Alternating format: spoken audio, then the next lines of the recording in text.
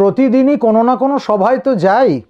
তা আজকে সকালে যেখানে গেছিলাম সেখানে গিয়ে একটা শ্লোক বারবার মনে পড়ছিল।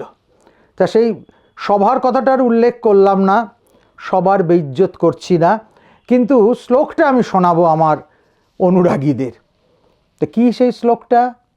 বলছে, ইতর তাপশতানি যদৃচ্ছয়া বিলিখতানি সহে চতুরানন অরসিকেষু রসস্য নিবেদনম শিরসি মালিখো মালিখো মালিখো। স্টেজে বসে বারবার একটাই কথা মনে পড়ছিল যে হে বিধাতা, আপনি তো ভাগ্য লিখে দেন, বিধিলিপি লেখেন, তা আপনার যত খুশি খারাপ খারাপ কথা আপনি আমার ভাগ্যে লিখে দিন, তাতে কিচ্ছু দুঃখ পাবো না।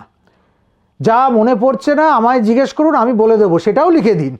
যত আমার দুর্ভাগ্য, যত আমার খারাপ, সব লিখুন, কিন্তু একটা জিনিস শুধু লিখবেন না, এটা আমার অনুরোধ। সেটা কি? অরসিকের কাছে রসের পরিবেশন যেন না করতে হয়। যে অরসিক, যে বোঝে না, তার কাছে রসতত্ত্ব নিয়ে আলোচনা করা, তার সঙ্গে মেলামেশা করবার মতো দুর্ভাগ্য যেন আমার না হয়। যারা এই অবস্থায় পড়েছেন, এই সিচুয়েশন ফেস করেছেন, তারা আমার কথা হাড়ে হাড়ে টের পাবেন।